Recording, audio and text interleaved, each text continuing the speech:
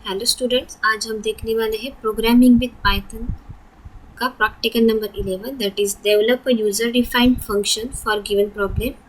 First, function with minimum 2 arguments and function returning values. तो हमने function क्या क्या क्या होता है वो देखा है। ओके, इसके बाद अब हम यहाँ पे क्या करने वाले हैं, रिलेटेड टू फंक्शन हम क्या करने वाले हैं, कुछ प्रोग्राम्स करने वाले हैं। ओके, वहाँ पे हम आर्ग्यूमेंट्स पास करेंगे, कुछ तो वैल्यूज़ रिटर्न करेंगे। तो देखिए यहाँ पे हम फंक्शन कैसे क्रिएट करते हैं, इससे हम स्टार्ट कर लेंगे। ओके, तो फंक्शन क्या होता है,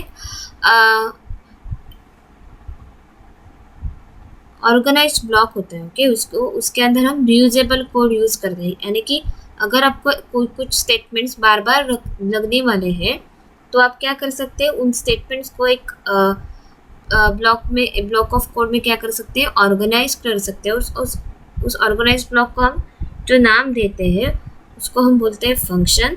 ओके, यानी कि हम क्या करते हैं, जब भी सपोज आपको एडिशन करना है, तो मैंने क्या कर लिया है, प्रीवियसली एडिशन का फंक्शन लिख दिया है। यहाँ पे क्या करना है, हम दो वैल्यूज यूजर से लेंगे और उसका रिजल्ट हम तीसरे वेरिएबल में स्टोर करके वो तीसरे वेरिएबल की वैल्यू को हम प्रिंट करेंगे। अब ये जो फंक्शन है मैंने प्रीवियसली डिफाइन करके रख दिया है। ओके, अगर मुझे फिर से कभी उसी प्रोग्राम में मुझे दो नंबर ऐड करने होंगे, तो instead of writing all these 4 lines I will just call that add function. Okay, so इस तरह आप क्या कर सकते हैं, फंक्शन का यूज़ कर सकते हैं। यानी कि आप यदि अगर आपको बार बार कोई चीज़ करनी पड़ती है तो इट्स बेटर टू क्या उसको कह रहा है, एक ऑर्गेनाइज ब्लॉक में आप क्या करें, स्टोर करके रखें, और उस ऑर्गेनाइज ब्लॉक को हम बोलते हैं फंक्शन। तो हम देखेंगे कि फंक्शन कैसे क्रिएट कर सकते हैं। ओके, तो इसके लिए मैं आपको ये सब आइडियली भी करके दिखाऊंगी। तो मैं अपना पाइथन आइडियली ओपन कर लेती हूँ।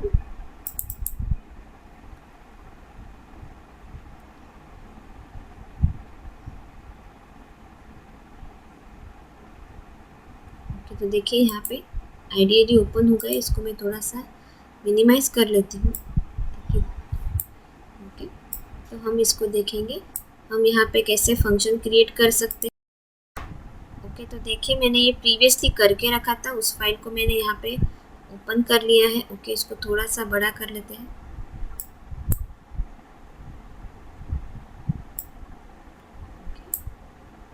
तो देखिए यहाँ पे क्रिएटिंग अ फंक्शन, तो हम फंक्शन कैसे क्रिएट कर सकते हैं। ओके, तो देखिए यहाँ पे in python we can use df keyword to define a function. Okay, तो हम यहाँ पे df कीवर्ड यूज करके क्या कर सकते हैं, फंक्शन डिफाइन कर सकते हैं। तो df का मतलब होता है d स्टैंड्स फॉर डिफाइन और f स्टैंड्स फॉर फंक्शन। तो उन्होंने यहाँ पे जो भी सिंटैक्स दिया है मैंने यहाँ पे कॉपी कर लिया है। देखिए सिंटैक्स क्या है, df कीवर्ड आपको यूज़ करना है, फिर आपको जो भी फंक्शन का नाम देना है वो आप दे सकते हैं, उसके आगे आपको पैरेंथेसिस देने होंगे और उसके बाद कोलन देना पड़ेगा। तो इसको मैंने कॉपी कर लिया है यहाँ पे। तो सबसे पहले मैं इसको कमेंट दे देती हूँ कि मैंने वो तीनों एक ही प्रोग्राम में किए, तो मैं इसको कमेंट दे देती हूँ फिलहाल, और इसकी जो कमेंट है वो हम रिमूव कर देंगे।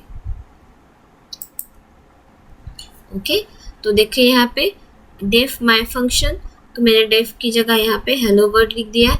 उसके बाद आपको फंक्शन सूट लिखना है, तो आप यहाँ पे मैंने प्रिंट हेलो वर्ड कर दिया, और अब हम यहाँ पे क्या करेंगे, हेलो वर्ड को हम कॉल करने वाले। ओके, तो देखिए यहाँ पे कॉलिंग करने के लिए क्या यूज़ किया है, मैं आपको चाहिए तो यहाँ पे लिख कर देती हूँ। ओके, हम यहाँ पे हैश लेकर कमेंट देकर लिखते हैं कॉलिंग अ फंक्शन। जब भी आपको उस फंक्शन को कॉल करना होगा तो आपको फंक्शन का नाम लिखना होगा फॉलोड बाय अ पैरेंथेसिस। तो देखिए यहाँ पे वही लिए, to call a function use the function name followed by parenthesis. Okay, तो हम इसको एग्जीक्यूट करके देख लेते हैं। ओके, तो इसको सेव करेंगे। आप देख सकते हैं यहाँ पे हेलो वर्ड आ गया है। ओके, तो देखिए यहाँ पे सिर्फ हेलो वर्ड प्रिंट किया तो यहाँ पे हेलो वर्ड प्रिंट हो गया। ओके, उसके बाद हम क्या करेंगे, इसको हम कमेंट दे देते हैं, और जो हमारा आगे का जो फंक्शन है उसको हम क्या करेंगे, उसकी कमेंट हम निकाल देंगे। ओके, तो इसको मैं फिलहाल मिनिमाइज करके उसके बाद दिए है उन्होंने arguments in a function, the information into the function can be passed as the argument. The arguments are specified in parentheses. We can give any number of arguments but we have to separate them with a comma. Okay तो आप क्या कर सकते हैं, यहाँ पे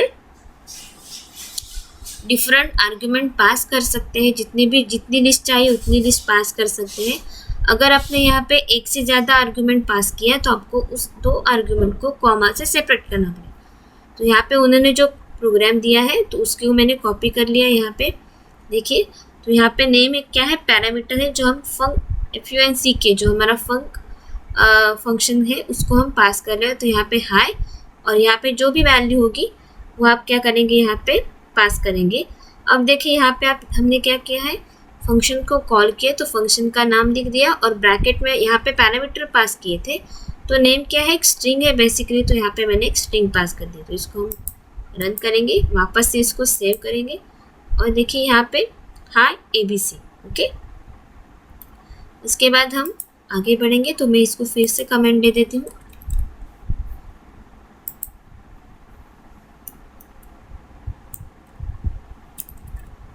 okay अब मैं इसकी कमेंट कर दूँगी. ओके तो देखिए यहाँ पे उसके बाद हमने देखा है कि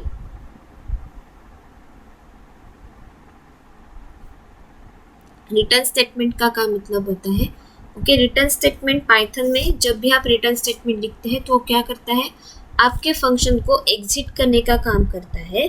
ओके ये क्या करता है, आपके फंक्शन को एग्जिट करता है और जो भी वैल्यू वहाँ पे उस फंक्शन में जनरेट हो रही है उस फंक्शन को, उस वैल्यू को वापस उसके कॉलर के पास लेके जाते हो. कि कॉलर के पास मतलब जहाँ जिसने जो फंक्शन कॉल है उसको वो वैल्यू क्या करेगा, पास ऑन कर देगा. अगर आप चाहे तो रिटर्न नन भी लिख सकते हैं या फिर आप रिटर्न स्टेटमेंट हटा भी सकते हैं. ओके तो यहाँ पे देखिए तो यहाँ पे एक फंक्शन है def sum. ओके यहाँ पे आर्गुमेंट 1 और आर्गुमेंट 2 पास किया है, उसके बाद पैरेंथेसिस देके कोलन दिया है. तो यहाँ पे 2 आर्गुमेंट है और उनको सेपरेट करने के लिए यहाँ पे हमने कॉमा यूज़ किया. ओके देन हमने क्या किया है, यहाँ पे एक टोटल नाम का वेरिएबल लिया है, आर्गुमेंट 1 प्लस आर्गुमेंट 2 और यहाँ पे जो भी टोटल की वैल्यू आएगी हम इसको यहाँ पे प्रिंट करने वाले हैं. Print inside the function comma देके टोटल.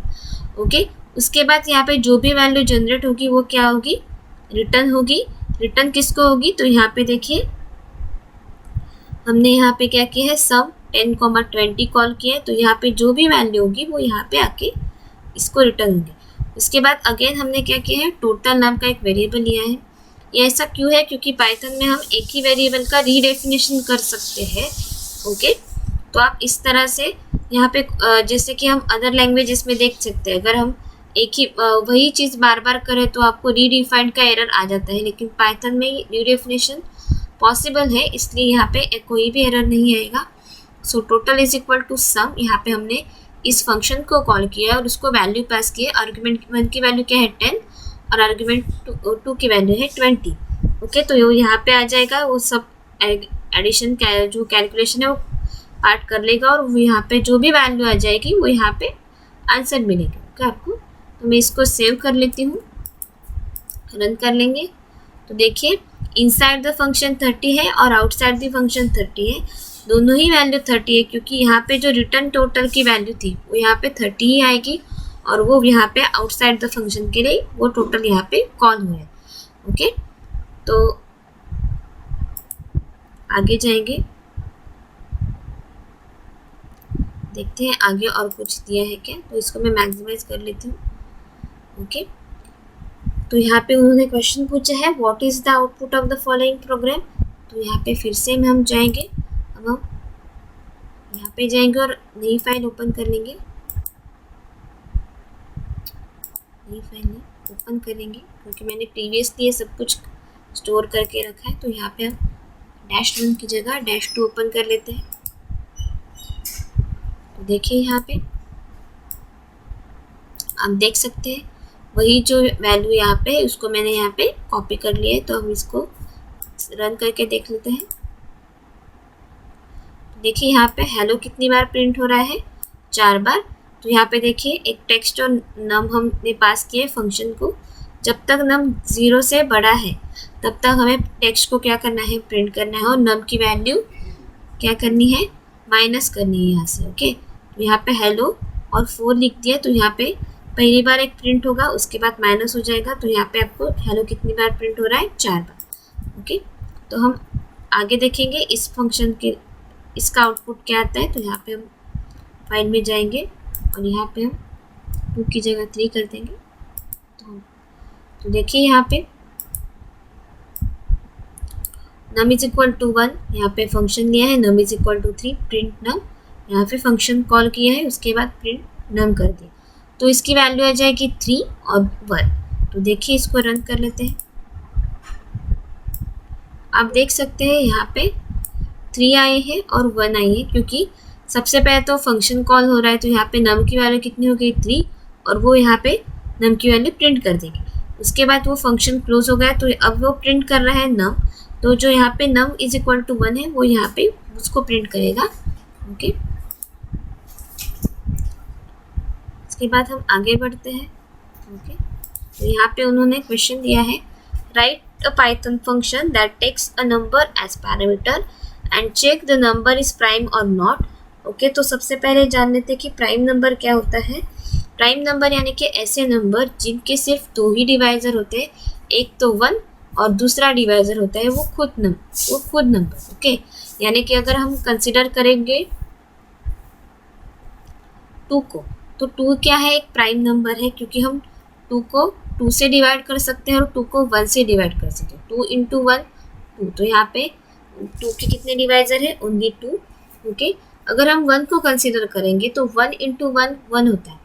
ओके, तो 1 को हम सिर्फ एक, यहाँ पे आपको डिवाइज़र कितना मिल रहा है, एक ही, तो ध्यान में रखिएगा 1 is not a prime member. आपके प्राइम मेंबर कौन सा है, 2 एक प्राइम मेंबर है। उसके बाद हम 3 देख सकते हो कि 3 का 2 ही पैर डिवाइज़र है, 3 इंटू 1। ओके, 3 और खुद 3 से उसको डिवाइड कर सकते हो या फिर 1 से डिवाइड कर सकते हो। तो देखिए यहाँ पे मैंने प्रोग्राम कर रखा है। ओके, तो हम इसको ओपन कर लेंगे।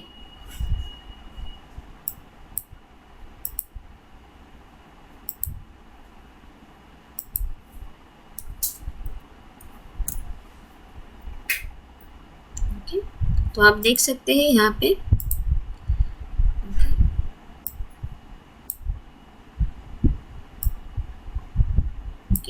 write a Python function that takes the number as parameter and check the number is, तो मैं इसको मिनिमाइज करके इसको थोड़ा सा बड़ा कर लेती हूँ, that the number is prime or not। Okay, तो यहाँ पे एक प्राइम करके मैंने एक फंक्शन डिफाइन कर लिया, उसको n पास कर दिया। ओके, उसके बाद मैंने यहाँ पे काउंट वेरिएबल लिया है जिसकी वैल्यू मैंने रखी है 0। ओके, उसके बाद हमने यहाँ पे फॉर लूप चलाया है, for i in range 1, n+1, यानी कि i कितने रेंज तक जाएगा, 1 से लेकर n+1 तक। ऐसा क्यों, अगर हमारा n 7 होगा तो हमें 7th ये नंबर चेक करना पड़ेगा वेदर इट इज़ प्राइम और नॉट, तो हमें एक और इटरेशन लगेगा। इसलिए जो हमारी फॉर लूप है उसकी रेंज क्या है, 1 से लेकर n+1 तक। ओके, उसके बाद हमने यहाँ पे इफ़ कंडीशन रखी है, if n mod i is equal to 0, count is equal to count+1। Okay, इसका मतलब क्या है, अगर n को i से हम कम्प्लीटली डिविजिबल कर सकते हैं तो हम काउंट की वैल्यू इंक्रीमेंट कर देंगे 1 से। ओके, अदरवाइज वो काउंट की वैल्यू हम फिर से फॉर लूप में जाएंगे, i की वैल्यू इंक्रीमेंट होगी और फिर ये लूप चलेगा। और ये लूप कब तक चलेगा, जब तक हमारी रेंज, हमें स्पेसिफाई की हुई रेंज जो है वो कंप्लीट हो नहीं जाती तब तक। ओके, सपोज यहाँ पे अगर फॉर लूप को क्लोज हो गया है तो आप यहाँ पे आ जाएंगे, अगर काउंट 2 हो गया है तो हम क्या करेंगे, prime n is prime number. Okay, count 2 का मतलब क्या है, उसको सिर्फ 2 ही नंबर से क्या होगा, डिवाइड कर सकते हैं। अगर वो ये कंडीशन फॉल्स हो गई तो हम क्या लिखेंगे यहाँ पे, prime is that number is not a prime number.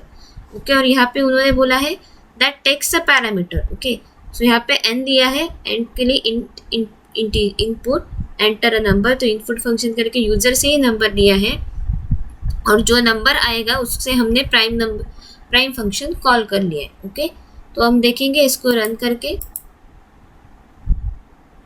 तो देखिए यहाँ पे एंटर अ नंबर, मैंने जैसे बोला था कि 1 प्राइम नंबर नहीं है, तो यहाँ पे देखिए 1 is not a prime number. Okay, हम इसको फिर से एग्जीक्यूट कर लेंगे। ओके, अब मैं यहाँ पे एंटर करती हूँ 2। तो देखिए 2 इज़ अ प्राइम नंबर, क्योंकि 2 को हम 2 से डिवाइड कर सकते हैं और 2 को हम 1 से डिवाइड कर सकते हैं। ओके, उसके बाद हम यहाँ पे रखेंगे 7।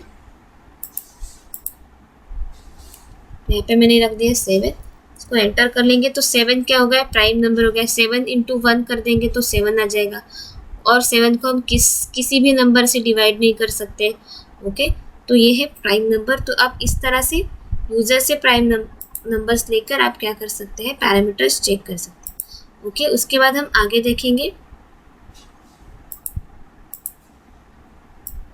आगे उन्होंने क्वेश्चन दिया है, write a Python function to calculate the factorial of a number a non negative integer, the function accept the number as an argument. Okay, function को क्या करना होगा, नंबर एक्सेप्ट करना होगा एज एन आर्ग्यूमेंट, और जो नंबर वो accept करेगा उससे उसका फैक्टोरियल कैलकुलेट करना पड़ेगा, और वो जो नंबर हम यूज़र को दे रहे हैं वो क्या होना चाहिए, नॉन नेगेटिव इंटीजर होना चाहिए। ओके, तो इसके लिए मैंने यहाँ पे फिर से एक प्रोग्राम कर रखा है, मैं आपको दिखाती हूँ।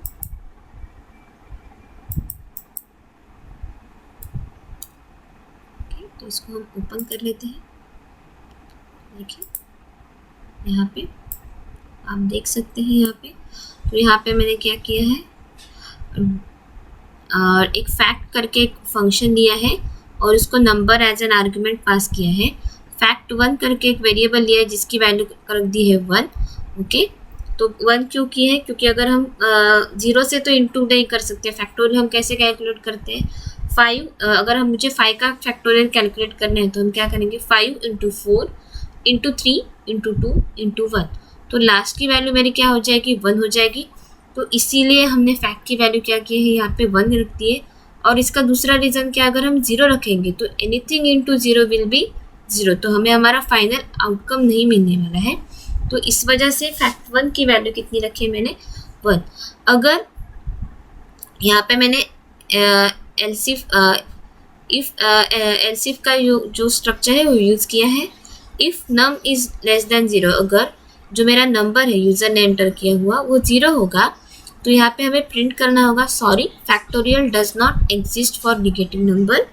ओके, अगर नम इज इक्वल टू 0 है तो हमें प्रिंट करना है फैक्टोरियल इज 1, क्योंकि according to your math rule 0 का फैक्टोरियल हमेशा 1 होता है।